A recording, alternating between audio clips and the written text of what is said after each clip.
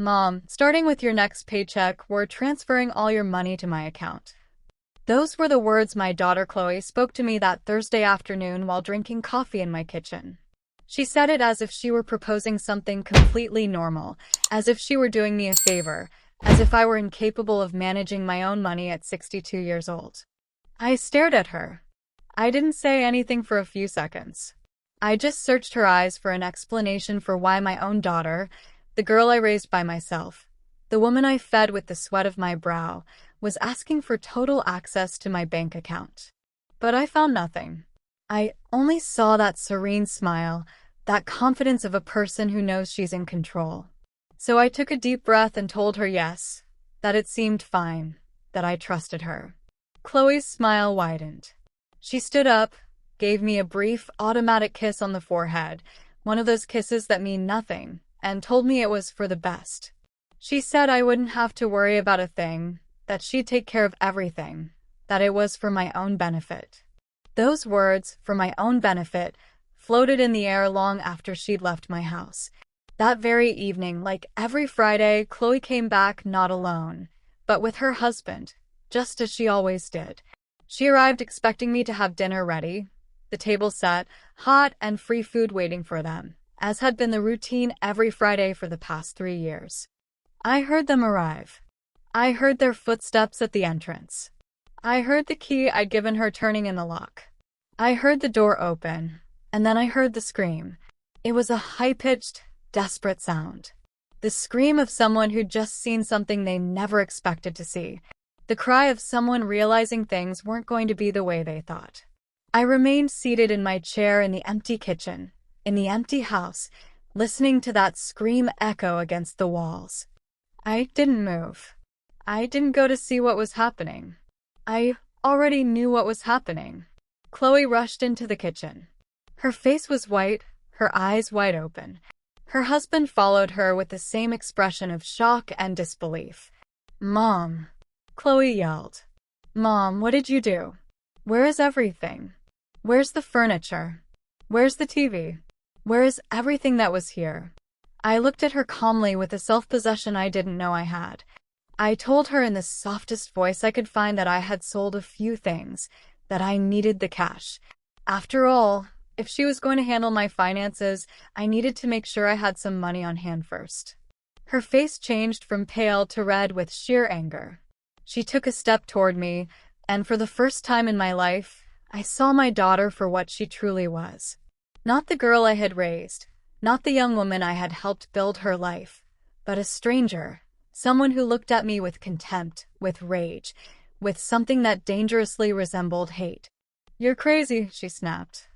"You are completely out of your mind. How could you sell things without consulting me now? How are we supposed to watch TV when we come over? How are we going to be comfortable here?"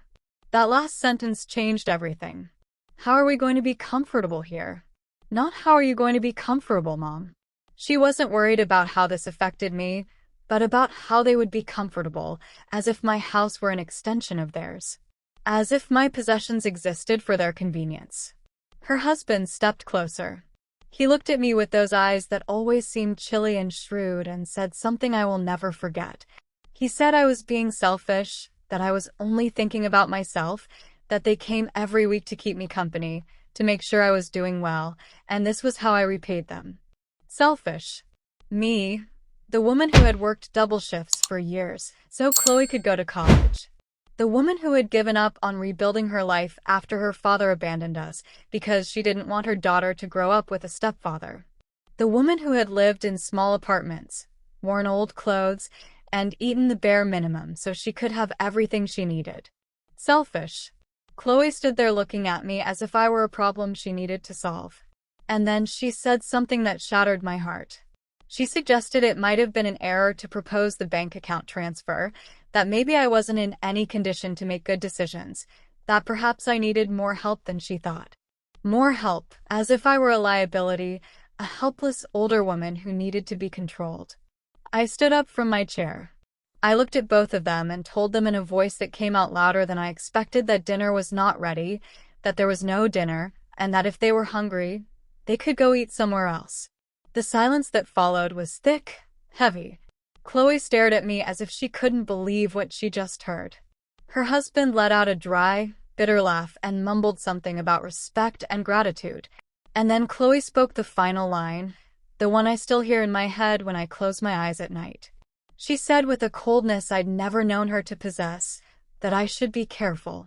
A woman my age, alone, without family who truly cared about her, could end up in a bad way. She said she was the only thing I had, and I should remember that before doing anything stupid. They left. They marched out of my home, slamming doors, leaving a trail of rage and veiled threats. I heard them get into the car, heard the engine start, and listened as they drove away. I stood there in my empty kitchen, in my empty house, feeling something inside me permanently shatter. But it wasn't sadness I felt. It wasn't desperation. It was something different. It was clarity. It was the absolute certainty that my daughter didn't love me, that perhaps she never had, that I was just a resource to her, a source of money, food, and convenience. I sat back down in my chair. I looked at the bare walls of my living room. I looked at the empty spaces where furniture I'd bought with my labor and effort once stood. And for the first time in a very long time, I smiled because Chloe didn't know something. She didn't know I hadn't sold the furniture for money. I had sold it to send a message, to see how she would react, to confirm what I already suspected deep down in my heart.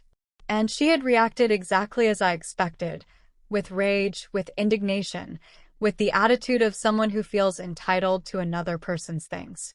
That night, as I sat in the darkness of my empty house, I made a decision. I wasn't going to scream. I wasn't going to cry. I wasn't going to beg. I was going to do something much more powerful. I was going to observe. I was going to wait. I was going to let Chloe believe she had one. And then when she least expected it, when she was most confident, most sure of her control over me, I was going to show her who Eleanor Ellie Johnson truly was. Not the submissive mother she thought she knew, but the woman who had survived a broken marriage, poverty, and grueling hard work. The woman who knew exactly how to protect herself. The woman she should have never underestimated. There was a time when I believed being a mother was enough. That the love I gave would be naturally returned. As if it were a universal law that the sacrifices I made every day would build something solid, something unbreakable between my daughter and me. How wrong I was. Chloe was born on a stormy night 34 years ago. Her father, the man who had promised me a life together, left when the girl was barely 2. He said he wasn't ready to be a dad, that he needed to find himself, and that I would understand someday. I never understood, but I also didn't wait for him to return. I was left alone with a small child, a 2-bedroom apartment I could barely afford, and a secretarial job that paid $800 a month. It wasn't enough. It was never enough. So I got a second job cleaning offices at night. I would leave Chloe with my neighbor, Mrs. Bertha Washington, an older lady who charged me $50 a week to watch her. I worked from 7 o'clock in the morning until 6 o'clock in the evening at the office. I'd come home, feed Chloe, bathe her, put her to bed, and then head out again at 9 o'clock at night to clean buildings until 2 o'clock in the morning. I slept 4 hours and started all over again. I did this for years, so many years that I lost count. I remember Chloe always wanted the brand name sneakers the other kids at school wore. They cost $100. I earned maybe $1,200 a month between both jobs.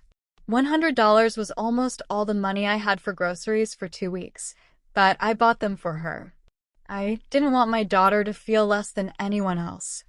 I wanted her to know her mother would do anything for her. I ate rice and beans for an entire month to pay for those sneakers. When Chloe turned 18, she wanted to go to a private college that cost $10,000 a year. I didn't have that money. I didn't even have a tenth of that money. But I went to the bank and took out a loan. I went into debt for 4 full years of education, which I ended up paying off over 10 years. 10 years of paying a loan so my daughter could have a college degree. She graduated, got a good job. She earned $6,000 a month, double what I made after 30 years of working. And I was happy. I thought she could finally build her life. I thought I had finally done my job as a mother well. But Chloe didn't move out right away. She said she wanted to save money, that she wanted to have a solid base before becoming independent.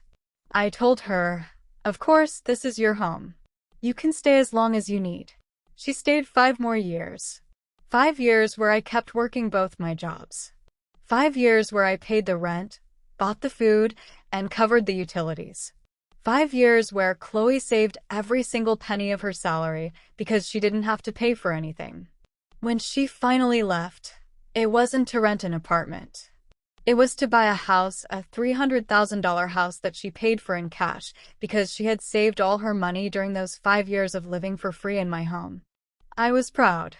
I told her I was proud, and I was. I thought I had done well to help her. I thought that now that she had her own house, maybe she could help me, maybe I could work less, maybe I could rest a little.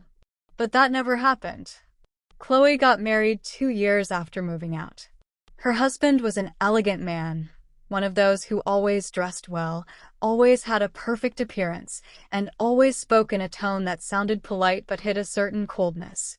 I noticed from the start that he looked at me differently, as if I were somehow inferior, as if he didn't understand why Chloe came from where she came from. At the wedding, which cost $30,000, I sat at a back table, not at the head table with the family. Chloe explained it was because there were a lot of important people, clients from her work, and they needed those tables for them. I said I understood. I smiled in the photos, danced when asked, and went home alone that night, feeling strangely empty.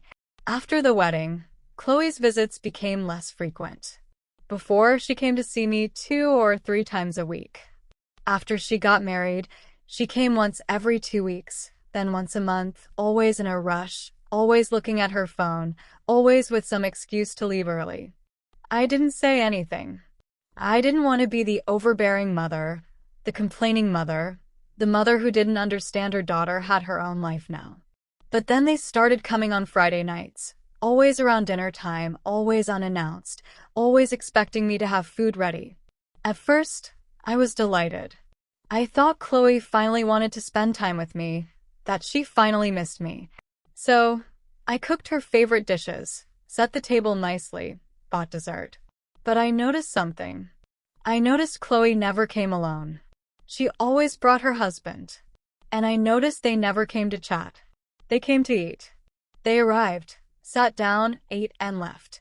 Sometimes they stayed an hour, sometimes less. I also noticed she never brought anything. Never a bottle of wine, never a dessert, never money to help with the food, nothing. One night after they left, I calculated how much I had spent on the dinner. $15. Money I didn't have to spare. $15 meant I would have to work extra hours to compensate. And I realized something. I realized that for Chloe, I had become a service, a free restaurant, a place where she could come to eat without paying, without even truly saying thank you. I began to notice other things too. I noticed that when I asked her for help with something, she always had an excuse. When I needed her to take me to the doctor because my car was broken, she was always too busy. When I mentioned my refrigerator was making strange noises and I was afraid it would break soon, she told me to buy a new one, as if I had $500 saved for emergencies. I didn't. I barely had enough to make it to the end of the month. But the worst was my birthday, my 60th birthday. Chloe arrived 2 hours late with no gift, no card, and an excuse about traffic. She stayed 20 minutes. She ate the cake I had bought for myself because I didn't want to spend the day alone. And then she left. I cried that night. I cried like I hadn't cried in years because I finally understood something I had been denying for too long. I understood that to my daughter I was no longer important. I was just a resource, something that was there available, waiting to be used when she needed it. And the worst part was that I had allowed it. I had set that pattern. I had never asked her for anything. I had never told her I felt used. I had never told her I needed more from her than just 20-minute visits and Friday night dinners. I was afraid. Afraid that if I complained, if I asked, if I demanded, she would disappear completely. And the idea of losing my daughter, Even this daughter who barely saw me terrified me more than anything else. So I continued being the convenient mother, the silent mother, the mother who was always there, who always had the door open, who never caused trouble until that Thursday afternoon, until Chloe told me she wanted to manage my money. Something inside me, something that had been dormant for years, woke up. A small but clear voice that told me this wasn't right, that this was the beginning of something worse. But even then, even with that voice whispering in my head, I told her yes, because I still had hope.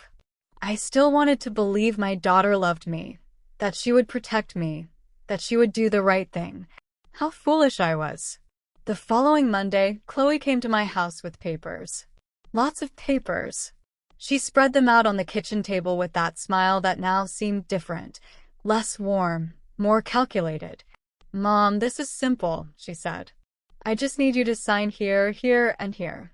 These are the documents so I can have access to your account so I can automatically transfer your salary every month. That way, I'll take care of paying your bills, managing everything. You won't have to worry about a thing." I looked at the papers. They were bank forms, authorization forms. I read the fine print, the parts people usually ignore, and I saw something that chilled my blood. It wasn't just access to my account. It was full power of attorney. It was the authority to make transfers, to close accounts, to make financial decisions on my behalf. "Chloe, this says you'd have total control over my money," I told her. She nodded as if it were the most normal thing in the world. "Yes, Mom. It's easier that way. That way I can handle everything without having to ask you for authorization every time. It's for practicality." Practicality? That word echoed in my head. Practicality for whom? I wondered, but I didn't say it out loud. I took the pen she offered me. I held it in my hand, and for a moment I was about to sign. I was about to give her everything because that's what I had always done. Trust, surrender, believe. But then I remembered Friday night. I remembered her face contorted in fury when she saw the empty house. I remembered her words. I remembered how she had threatened me, even though she probably didn't even realize it was a threat. I put the pen down on the table. "You know what, Chloe? Give me a few days to think about it. I want to read everything calmly. I want to be sure." Her expression changed for just a second. A flash of irritation crossed her face before she smiled again. "Mom, there's nothing to think about. It's simple.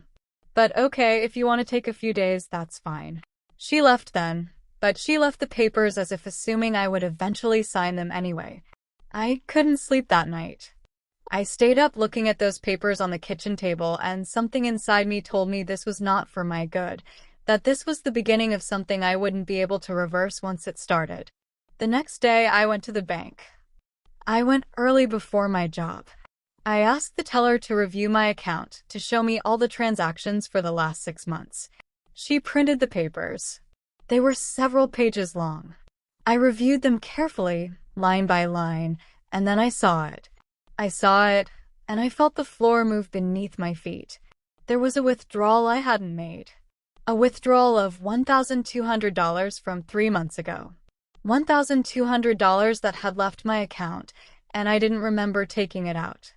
I asked the teller if she could see more details.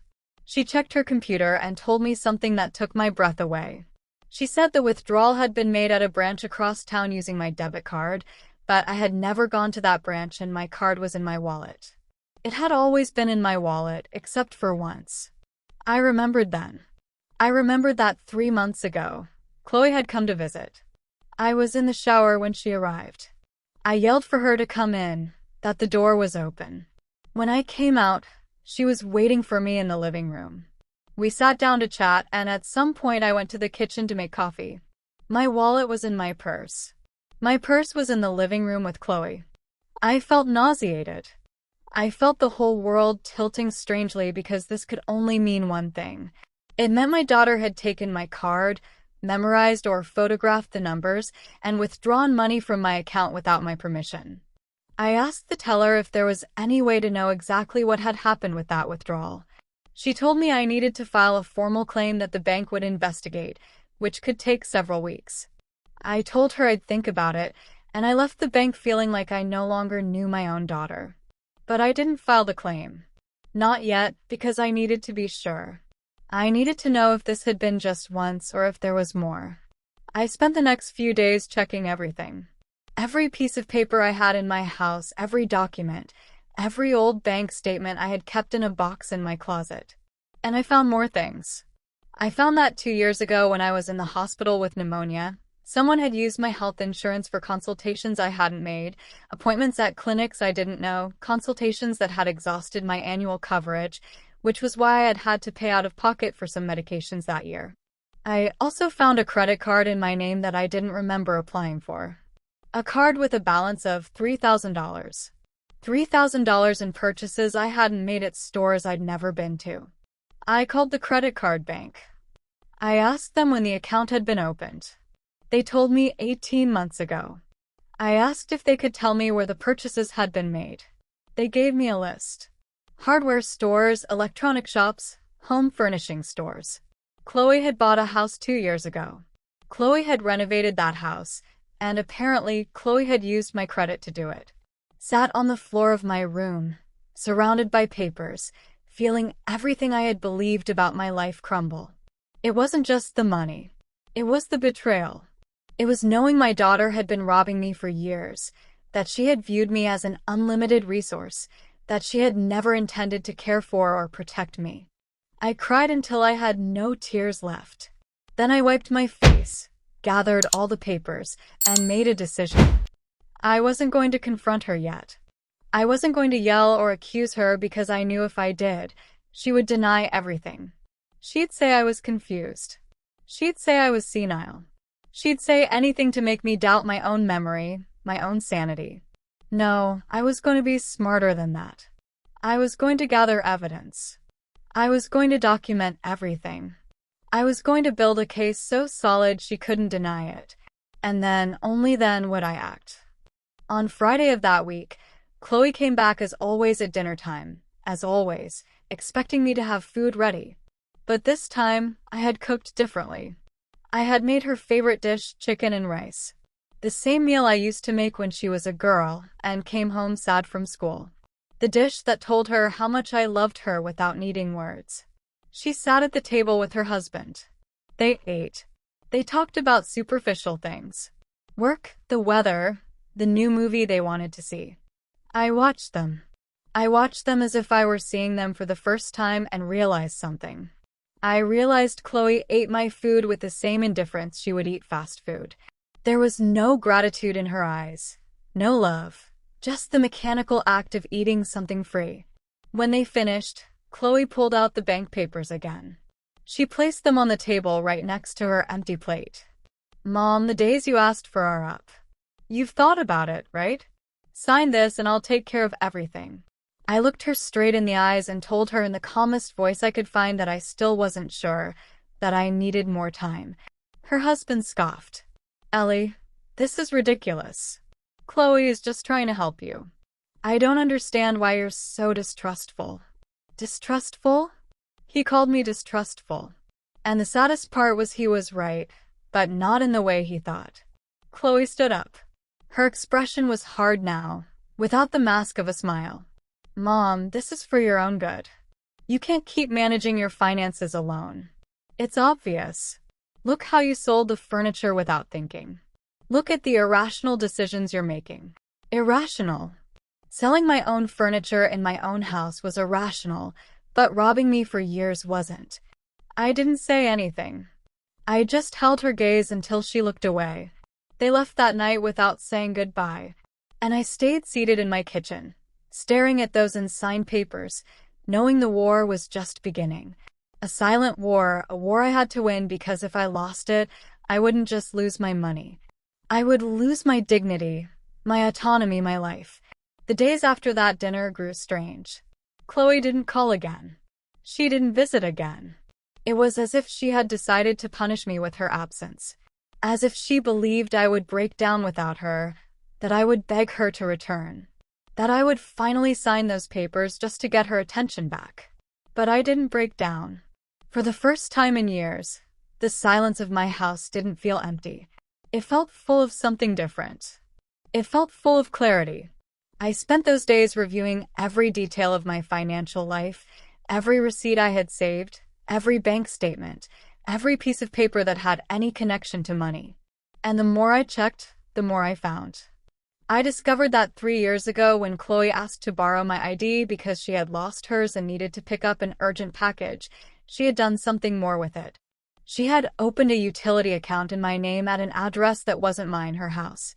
For 3 years, the electricity bill for Chloe's house had been in my name. And when she didn't pay on time, the penalties piled up on my credit score. That was why I had been denied a small loan last year when my car needed urgent repairs. That was why my credit score had mysteriously dropped. I called the utility company. I explained that the account wasn't mine, that I had never lived at that address. The woman on the phone told me I needed to file an affidavit, that I had to report this as identity fraud. Identity fraud committed by my own daughter. I hung up the phone and stared at the wall for a long time, trying to process how I had reached this point, trying to understand when my daughter had turned into this. I couldn't sleep that night. I stayed awake staring at the ceiling, listening to the sounds of the city outside, and I thought about all the times I had justified her behavior, all the times I had told myself she was busy, that she had her own life, that I was being demanding by expecting more from her. But this wasn't about expectations.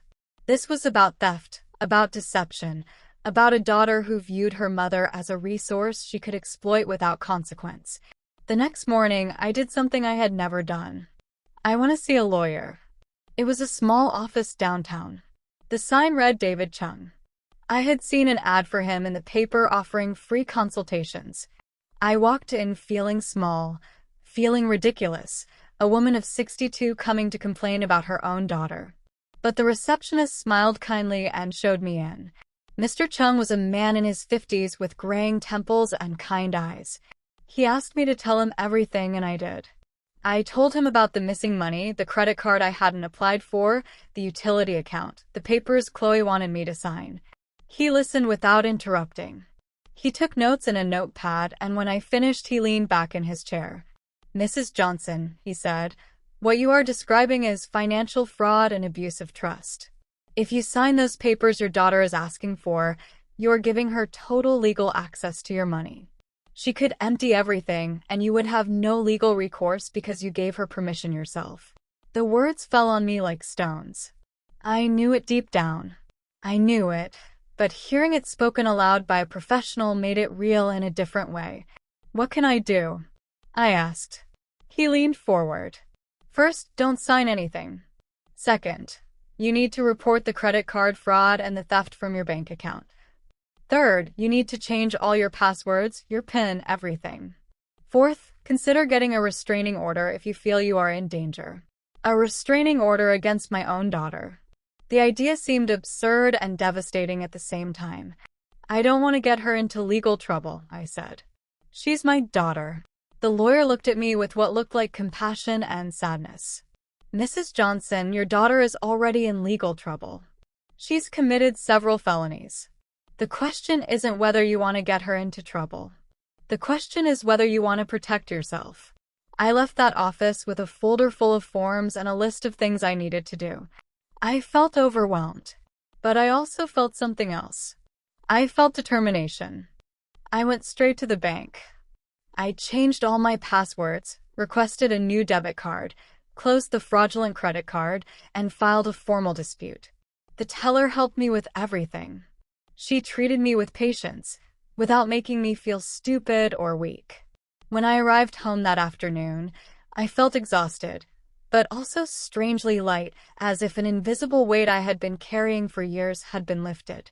That night, Chloe finally called. Her voice sounded strained on the phone. "Mom, we need to talk. Come to my house for dinner tomorrow. We have to resolve this." It wasn't an invitation. It was an order.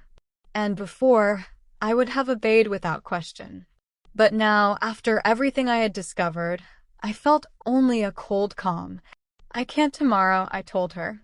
"I'm busy." "Busy?" "Mom, what could you possibly be busy with?" "What I'm busy with is important to me," I said. "There are other things that matter more to me now." There was silence on the other end of the line. A silence heavy with surprise and irritation. You're acting really weird, Mom. I don't know what's wrong with you, but you need to stop being so stubborn and sign those papers. This is for your own good. For my own good? Those words again, as if robbing me were an act of love. Chloe, I said with a voice that came out firmer than I expected. I am not signing anything, and I think we need to have a very serious conversation about a few things. About what things? She asked. Her voice sounded different now, more alert, more cautious. About money that has left my account without my permission. About credit cards I didn't apply for. About utility accounts in my name at addresses where I don't live. The silence that followed was absolute, so thick I could almost feel it through the phone. I don't know what you're talking about, she finally said. Her voice sounded controlled, but I could detect the panic underneath. I think you do know, I told her. And I think you need to think very carefully about what you're going to say next. Mom, you're delusional. You're confused. Maybe you need to see a doctor.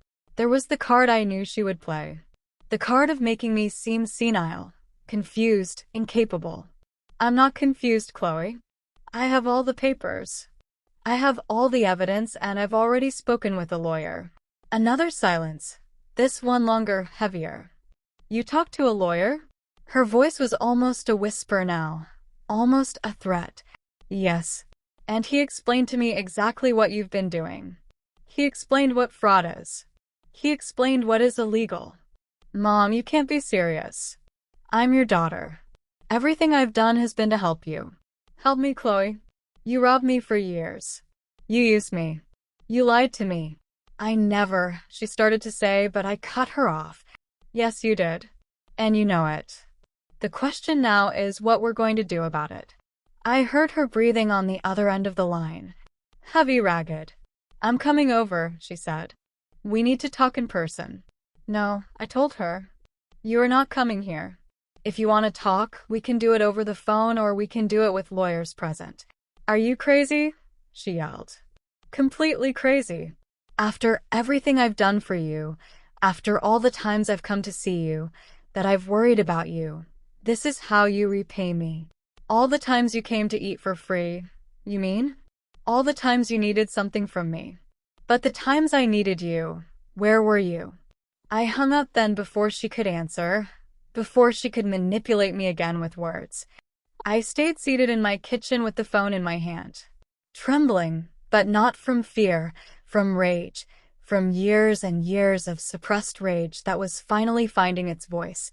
I slept better that night than I had in months because I had finally spoken the truth.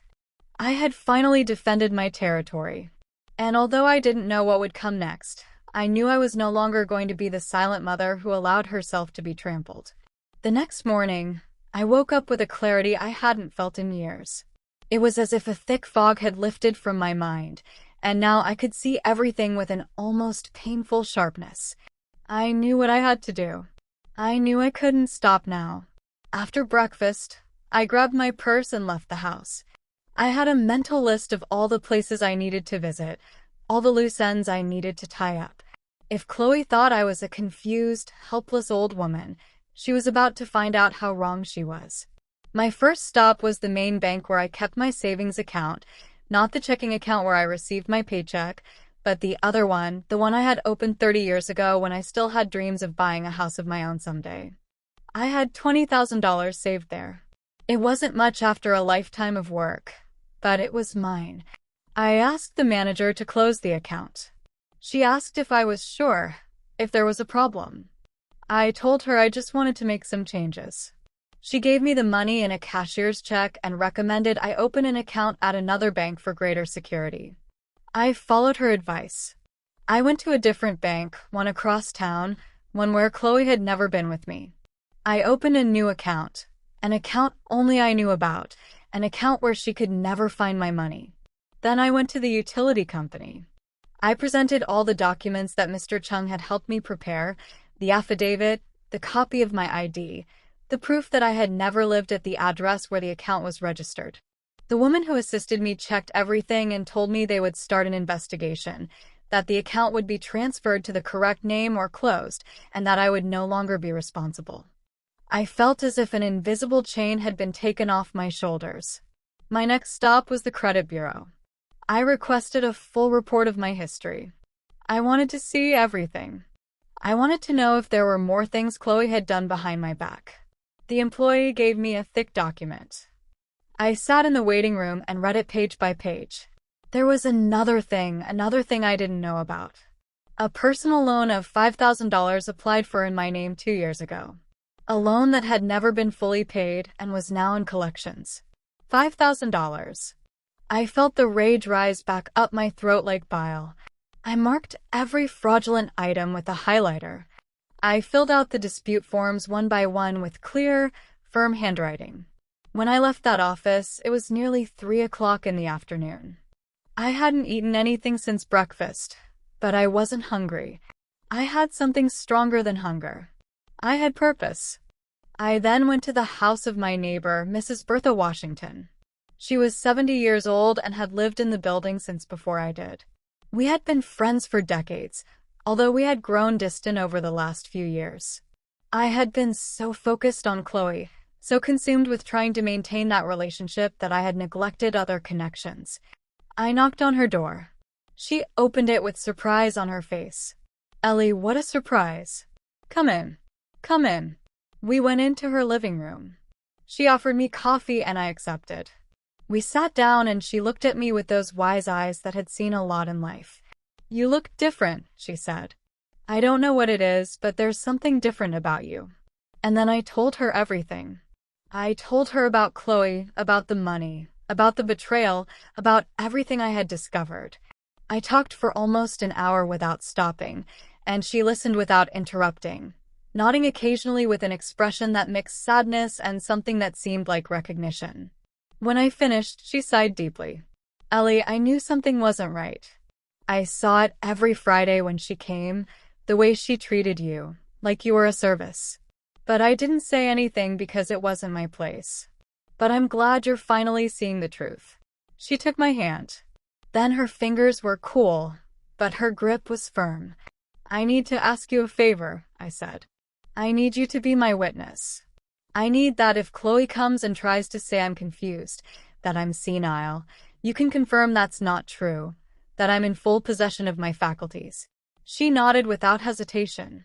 "Of course, and more than that, if you need a place to stay, if you ever don't feel safe in your house, my door is open." Those words filled me with such deep gratitude that they almost made me cry. But I didn't cry. I had cried enough. Now it was time to act. That night, back in my house, I organized all the documents I had collected. I put them in a large folder.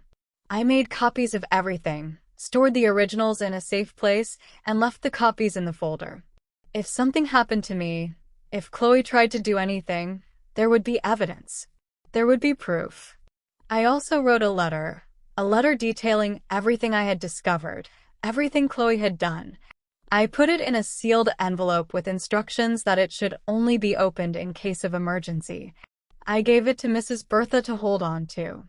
I was preparing myself like a general preparing for battle because I knew Chloe wasn't going to let this go. I knew she would come, that she would try to manipulate me, to convince me, to make me doubt myself. But I was no longer the same woman I had been 2 weeks ago. That woman had died the night Chloe threatened me in my own kitchen. The woman I was now was different. She was stronger, clearer, more determined. On Wednesday afternoon, as I was making tea, I heard a car stop in front of my building. I looked out the window and saw Chloe's car. She got out along with her husband. They looked determined. They were coming to confront me. I took a deep breath, put away my cup of tea, and waited. The doorbell rang once, twice, 3 times, each time more insistent. I opened the door, but didn't invite them in. I stood on the threshold, blocking the entrance. "We need to talk," Chloe said. Her voice was hard with no pretense of kindness. "I'm listening," I told her. "Inside, Mom. We're not going to talk in the hallway. We don't have anything to talk about inside. Whatever you have to say, you can say it here." Her husband scoffed. "This is ridiculous, Ellie. Stop acting like we're enemies." "You're not enemies," I replied. Enemies are honest about their hostility. You're worse. You're thieves hiding behind pretty words. Chloe took a step toward me. Her face was red with fury. How dare you? After everything I've done for you. Everything you've done for me, Chloe. I have the records. I have the proof. I know exactly how much money you've stolen from me. I know about the fraudulent credit cards. I know about the utility account. I know about everything. She froze. She opened her mouth, but no sound came out. And now, I continued with a calmness that surprised even myself. You have two options. Either you give me back everything you stole, every cent, or I go to the police and press charges for fraud. You can't do that, her husband said. She's your daughter. Precisely why it hurts so much, I replied. Because she is my daughter. Because I gave her everything and she repaid me by robbing me. Chloe finally found her voice. You owe me, she shouted. My whole life I grew up without a father. My whole life I had to watch you work and be tired. That was your fault. You chose to have me. You chose to stay alone. I didn't ask to be born. His words landed like punches, but they no longer hurt the way they used to because now I could see them for what they were. Justifications. Excuses from someone who knew she had done something unforgivable and was trying to shift the blame. You're right, I told her. I chose to have you, and it was the best decision of my life until it stopped being the best. But that doesn't give you the right to steal from me. That doesn't give you the right to exploit me. I didn't steal anything. I just took what was owed to me. Nothing was owed to you, Chloe. I gave you everything you needed when you were a child. Once you became an adult, it was no longer my obligation. And it was definitely not my obligation to give you access to my money without my knowledge. Her husband grabbed her arm. Let's go. It's not worth it. She's already lost. Lost? What an interesting choice of words. As if I were the one who was wrong. As if defending my own money and dignity were madness. They left. Then they walked down the stairs without looking back, and I closed the door, feeling strangely at peace. That night, Mr. Chung called me. He told me the banks had confirmed the fraud, that the credit card debt would be canceled, that they were investigating the unauthorized withdrawals, and that I had a solid case if I chose to press criminal charges. I thanked him and hung up. I sat in my empty living room in my house that no longer had a television or fancy furniture, and for the first time in a long time I felt rich. Rich in something money couldn't buy. Rich in dignity, in strength, in the certainty that I was doing the right thing.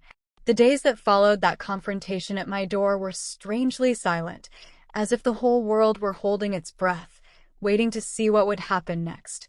I found myself caught in a kind of emotional limbo where rage and pain mixed with a growing sense of liberation that I didn't know how to fully process. Chloe didn't call again. She didn't show up at my door again.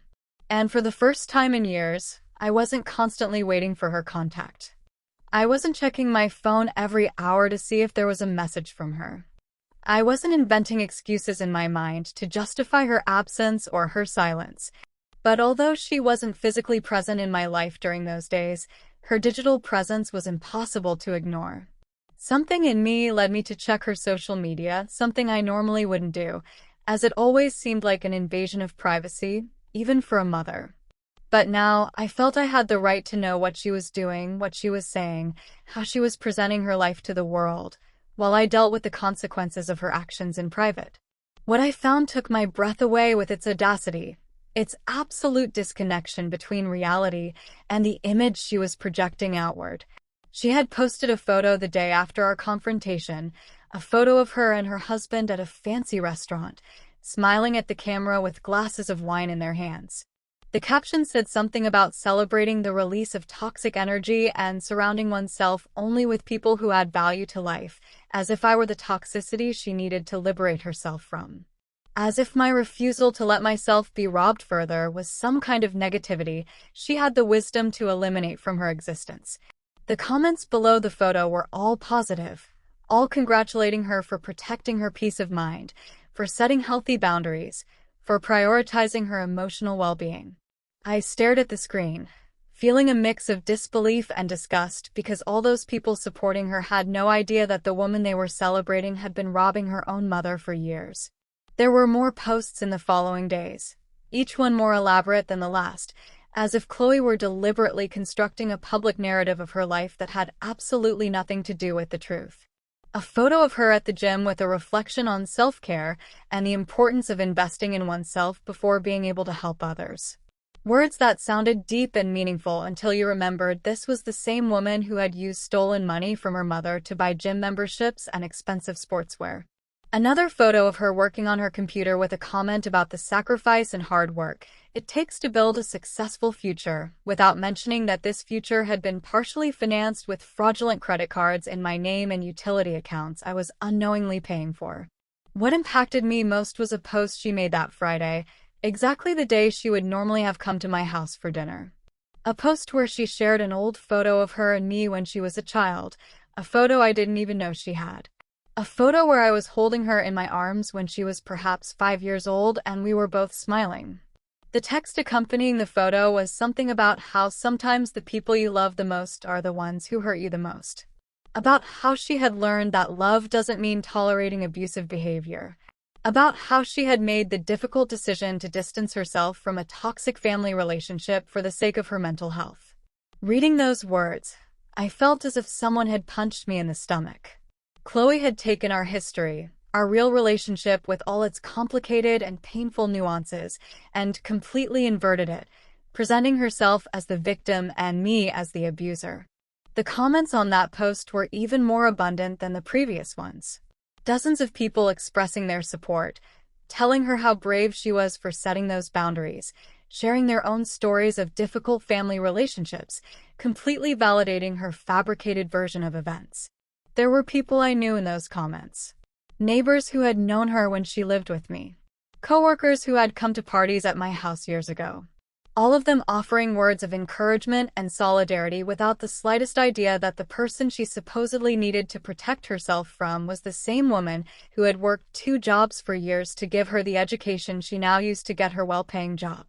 For several days, I watched this digital spectacle in silence, without commenting, without publicly reacting in any way, because something in me knew that this was exactly the game Chloe was playing. If I responded emotionally, I would be falling into her trap, giving her more ammunition for her narrative that I was the unstable, problematic mother she needed to distance herself from. But every new post, every new comment of support she received from people who didn't know the truth was like a small wound opening deep inside me. Not because I cared what those people thought of me specifically, but because it hurt to see how easily people believed a well-told story without questioning if there might be another side to the events. The final straw came when Chloe posted a story on her account showing the house she and her husband had bought, showcasing the renovations they had done, the new furniture they had acquired, the perfectly designed garden, all presented as the fruit of their hard work and dedication. There was not a single mention of the fact that a significant part of all this had been paid for with money that wasn't hers, with credit that had been fraudulently obtained using my personal information. She displayed it all with so much pride, so much satisfaction, as if she truly believed she had earned it herself, as if she had completely forgotten or simply didn't care that every brick of that house was partially built on the sacrifice and theft from her own mother. I watched her live her life in those small digital windows and wondered how it was possible for someone to sleep at night knowing what they had done. How is it possible to maintain that facade of a successful, ethically correct person while simultaneously committing fraud and theft against the person who gave her life? I wondered if she ever felt guilt, if ever in the middle of one of those fancy dinners in expensive restaurants or during one of those gym workouts, she stopped for a moment and thought about her mother sitting alone in an empty house after having sold her furniture just to be able to eat because her own daughter had been systematically robbing her for years. But looking at her posts, seeing the ease with which she built and maintained this perfect public image, I came to understand something fundamental about Chloe, something I may have always known on some level but never wanted to fully admit to myself. And that was that my daughter had developed the ability to create parallel realities in her mind. In one reality, she could be simultaneously the abandoned daughter who deserved compensation and the successful woman who had built everything herself. In another, She could justify theft as something she was rightfully owed while publicly presenting herself as a victim of family toxicity. It was a form of cognitive dissonance so profound that it almost seemed as if she genuinely believed her own lies, as if she had constructed such an elaborate narrative in her head that the line between truth and fiction had been completely erased. And as I watched all this from the silent distance of my empty house, something inside me hardened even more than it already was. Because seeing Chloe not only steal from me but also steal my story, completely inverting the roles of victim and perpetrator in her public presentation of events, made me understand that there was no possible redemption here. There was no conversation I could have with her that would make her see the reality of what she had done. She had chosen her path. She had chosen the lie over the truth. She had chosen image over substance. And I needed to accept that the daughter I had raised and loved had never really existed in the way I believed, or had been completely replaced by this stranger who could smile for the camera while destroying her mother in private, apparently without feeling any genuine remorse. The moment came one Tuesday afternoon in a way I hadn't planned, but which in retrospect I realized had been inevitable from the beginning, because the truth always finds its way to the light, no matter how many layers of lies are piled up trying to keep it buried. I was in Mr. Chung's office reviewing the final case documents where he informed me that the banks had completed their investigations and confirmed a total of $17,000 in fraudulent transactions over a period of 3 years, a sum that took my breath away, not so much because of the number itself, but because of what it represented in terms of planning and premeditation. This hadn't been a mistake or a moment of weakness, but a systematic and deliberate operation of theft that had required constant effort and dedication on Chloe's part. The lawyer explained that with this evidence, I had more than enough to press criminal charges, but that there was also another option I might want to consider before making that final decision. That option was to send a formal demand letter to Chloe, giving her the opportunity to return the stolen money and compensate for the damages before proceeding with more severe legal action. He told me this was a courtesy many victims of family fraud offered because they understood that no matter how serious the crime, there were still family ties that complicated the situation in ways that didn't apply to cases of fraud committed by strangers. But he also warned me that this courtesy could be seen as weakness by the perpetrator, and that I needed to be prepared for the possibility that Chloe would respond not with gratitude or remorse, but with more manipulation and denial. I thought about it for several minutes, sitting in the lawyer's office, looking at all the documents scattered across the desk that meticulously detailed every fraudulent transaction, every unauthorized account, every lie my daughter had carefully constructed for years. I realized that a part of me still harbored a small, irrational hope that if Chloe was confronted with the irrefutable evidence of what she had done, maybe something in her would awaken. Maybe she would find some vestige of conscience or remorse, or at least the basic acknowledgement that she had crossed a line that shouldn't have been crossed. That part of me that was still her mother despite everything wanted to give her that opportunity to do the right thing, to correct her mistake, to show that somewhere deep inside her the person I had raised with so much love and sacrifice still existed. But there was another part of me, stronger and clearer, that knew exactly what Chloe would do with that opportunity. And that part knew she wouldn't take it as an extension of grace, but as a confirmation that I was too weak to truly harm her, that she could continue manipulating and controlling me because at the end of the day, I would always give in because I was her mother, and mothers always forgive, always give another chance, always choose love over justice. That part of me understood that giving her a private warning would only give her time to prepare her defense, to hide more evidence, to build an even more elaborate narrative of victimization that she could use publicly to destroy my credibility before I could act. I told Mr. Chung that I did not want to send a private letter, that I did not want to give Chloe the opportunity to respond in private where she could continue controlling the narrative and manipulating the situation in her favor. Instead, I asked him to prepare the necessary documents to file a formal civil lawsuit that would become a public record where anyone who wanted to verify the truth could do so, instead of simply believing the version of events Chloe had been so carefully constructing on her social media. The lawyer nodded with what appeared to be a mixture of surprise and respect, because he probably didn't expect a woman my age to make such a direct and unambiguous decision. He told me he would proceed immediately with the preparation of all necessary documents and that Chloe would be officially notified within the next 72 hours. I left that office feeling something I hadn't felt in a long time, something I couldn't initially identify until I realized it was power. The power of having made a decision completely by myself, without consulting anyone, without asking permission, without worrying about how it would make me look to others, or whether people would think I was being too hard on my own daughter. For the first time in decades, I had chosen to protect myself over protecting another person's feelings or reputation, even when that person was my daughter.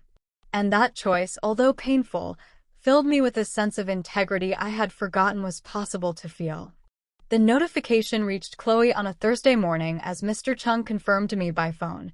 Although I wasn't there to witness her initial reaction, I could perfectly imagine the moment she opened that official envelope and read the documents detailing every fraudulent transaction, every unauthorized account, every dollar she had stolen, meticulously documented with dates and bank reference numbers that made any denial impossible.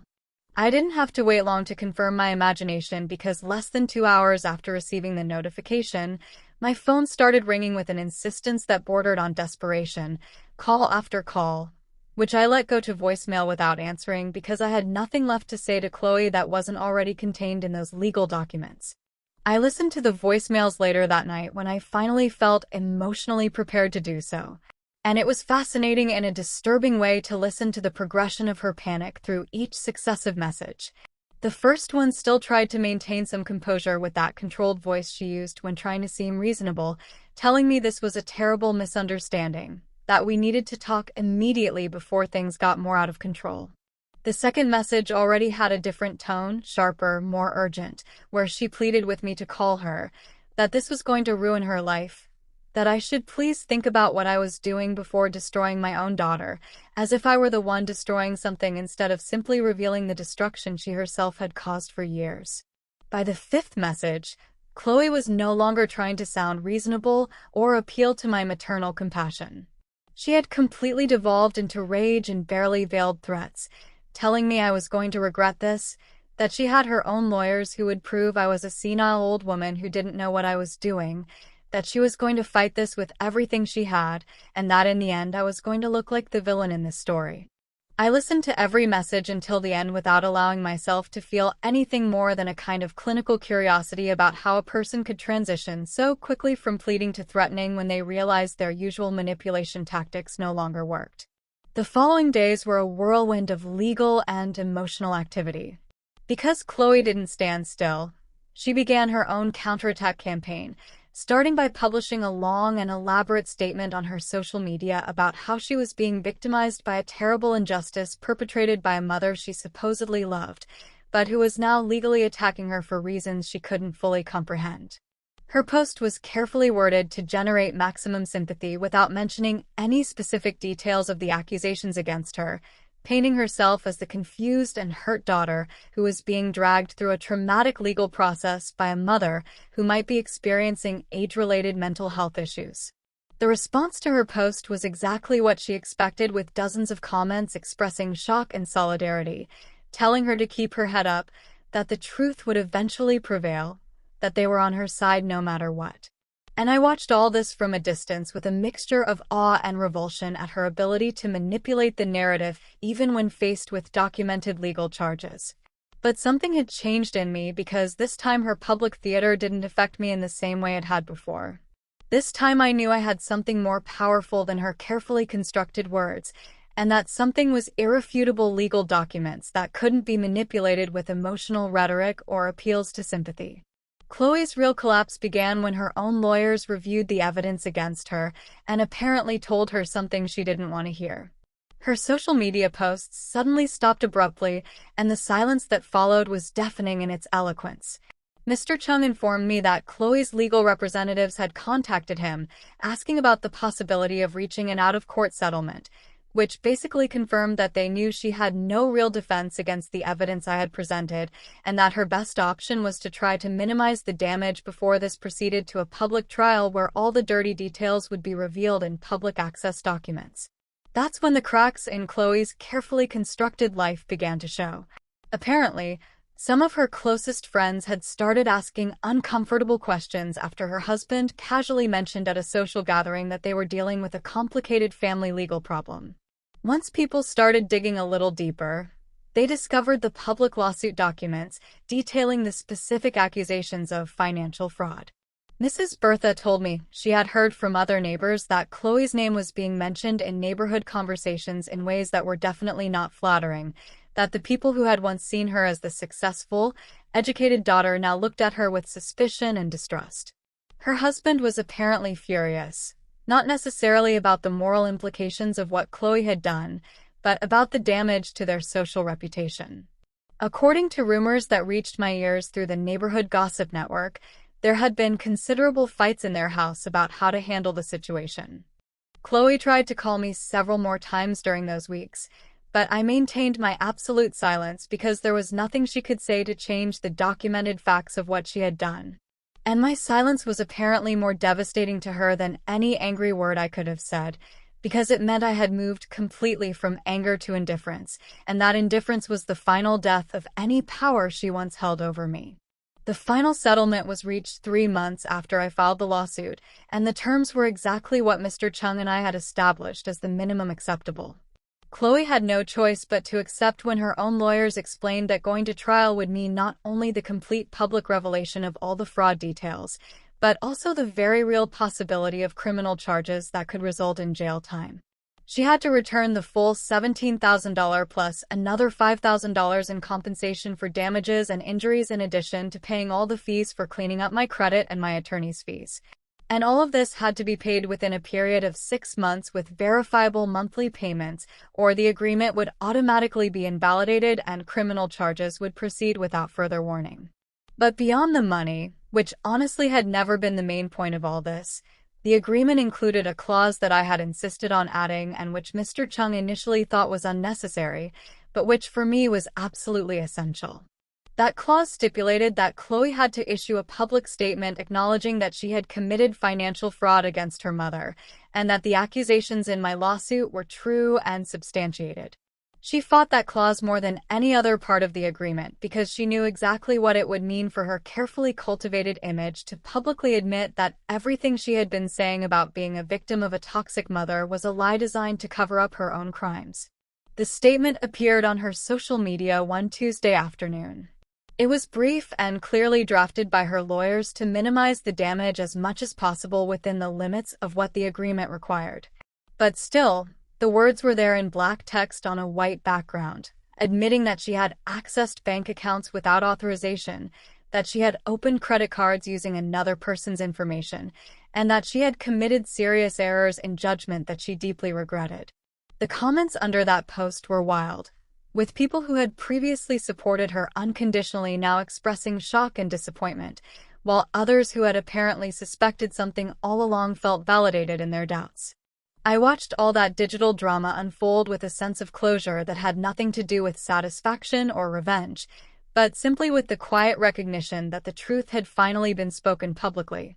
The first payment arrived in my account exactly on the specified date, and every subsequent payment also arrived punctually because Chloe knew that a single missed payment would mean consequences she definitely could not afford to face. With that money, I did something she might never have expected me to do. Instead of simply replenishing my savings accounts or using it to replace the furniture I had sold, I bought a plane ticket to a place I had never been before. I had spent 62 years living for other people, for my daughter, for the illusion of maintaining a family relationship that only existed in my imagination. And now, for the first time in my adult life, I had the freedom and the resources to live exactly as I wanted without having to justify my decisions to anyone. I bought a small house in a coastal town 3 hours from where I had lived all my life. A house with 2 bedrooms and a garden where I could finally plant the flowers I had always wanted, but never had time to care for when I worked 2 jobs. The house cost $200,000, which I paid for in cash using a combination of Chloe's payments and the savings I had managed to protect in my new bank account. When I signed the purchase papers, I felt something I could only describe as a rebirth, because this house was mine in a way no other place had been mine before. Bought with money that had been returned through justice, not earned through endless sacrifice.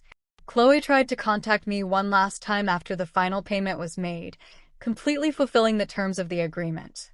This time, I answered the phone because I knew there was nothing left she could take from me or use against me. Her voice sounded different, smaller, more humble when she asked if we could ever truly talk, if there would ever be a possibility of some kind of reconciliation. I listened to her question in silence before responding with words I had been preparing in my mind for months. I told her that the daughter I raised either never truly existed or died somewhere along the way, replaced by someone I didn't know and didn't want to know. I told her that while I wished her peace and growth in her life, that peace and growth would have to happen far away from me because I had closed that door not out of hatred but out of self-love. There was a long silence after my words, and then a sound that might have been a sob or simply ragged breathing before she hung up without saying anything else. And that was the last time I spoke to Chloe because some doors once closed need to stay closed, not as punishment but as protection. Now I live in my small house by the sea, and I spend my mornings drinking coffee in my garden, watching the flowers I planted with my own hands grow. There is a peace in this simple life that I never found in all those years of sacrifice and giving, because I finally understood that true love begins with oneself, and that no relationship is worth keeping if it requires you to betray your own dignity. Sometimes I see Mrs. Bertha, who comes to visit me every few weeks, bringing gossip from the old neighborhood and news of people we used to know. And she tells me I look different now, lighter, more alive in ways that go beyond the physical. I have a routine now that is entirely mine. I wake up when my body wants to wake up, not when an alarm clock forces me to. I cook meals that I like, not thinking about someone else's preferences. I spend my afternoons reading books I always wanted to read but never had time for. And in the evenings I sit on my small porch, listening to the distant sound of the waves and feeling a deep gratitude, not for what I have in material terms, but for what I finally understood about my own worth. This is my victory, not in the money recovered or in Chloe's public admission, but in the fact that I recovered myself from decades of conditioning that had taught me a mother's value was measured only by how much she could give and how much she could endure. I learned that saying no is an act of self-love, that setting boundaries is not cruelty but necessity, and that protecting your peace is not selfishness but wisdom. And now I live every day as a testament to those lessons learned too late but not too late to matter. I closed that door on Chloe, not out of vengeance but out of dignity.